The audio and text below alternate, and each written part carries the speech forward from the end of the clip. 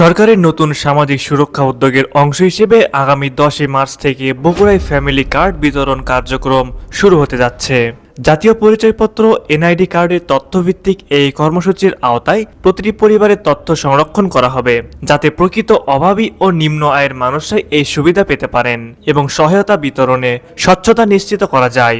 সংশ্লিষ্টরা বলছেন, এটি দেশের সামাজিক নিরাপত্তা ব্যবস্থাকে আরও আধুনিক ও কার্যকর করার একটি গুরুত্বপূর্ণ পদক্ষেপ। প্রথম ধাপে বগুড়া ও দিনাজপুর জেলার মোট 8টি উপজেলাকে এই কর্মসূচির আওতায় আনা হবে।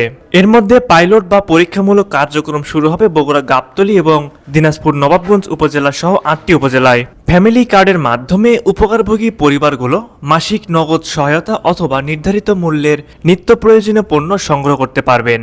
এতে নিম্ন আয়ের মানুষের জীবনযাত্রার ব্যয় কিছুটা হলেও কমবে এবং প্রয়োজনীয় সহায়তা নিয়মিতভাবে পৌঁছে দেওয়া সম্ভব হবে।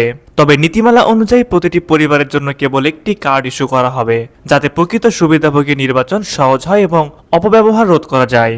ফ্যামিলি কার্ডের আবেদনের জন্য যা যা লাগবে: নম্বর 1, আবেদনকারীর জাতীয় পরিচয়পত্র বা এনআইডি কার্ড। নম্বর 2, পাসপোর্ট সাইজের রঙিন ছবি। নম্বর 3, সচল মোবাইল নাম্বার। আগ্রহী ব্যক্তিরা নিজ নিজ ইউনিয়ন পরিষদ, পৌরসভা বা সিটি কর্পোরেশনের কাউন্সিলর কার্যালয় থেকে আবেদন ফর্ম সংগ্রহ ও জমা দিতে পারবেন।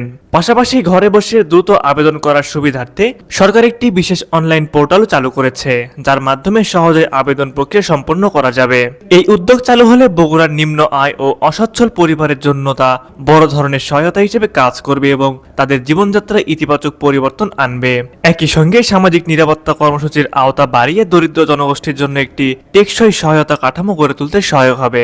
সব মিলিয়ে বহু প্রত্যাশিত ফ্যামিলি কার্ড কর্মসূচি বাস্তবায়নের মাধ্যমে বগুড়া সহ দেশের বিভিন্ন অঞ্চলের দরিদ্র ও ঝুঁকিপূর্ণ জনগোষ্ঠীর জন্য নতুন সম্ভাবনার দ্বার উন্মোচিত হবে বলে এমনই আশা করা যাচ্ছে।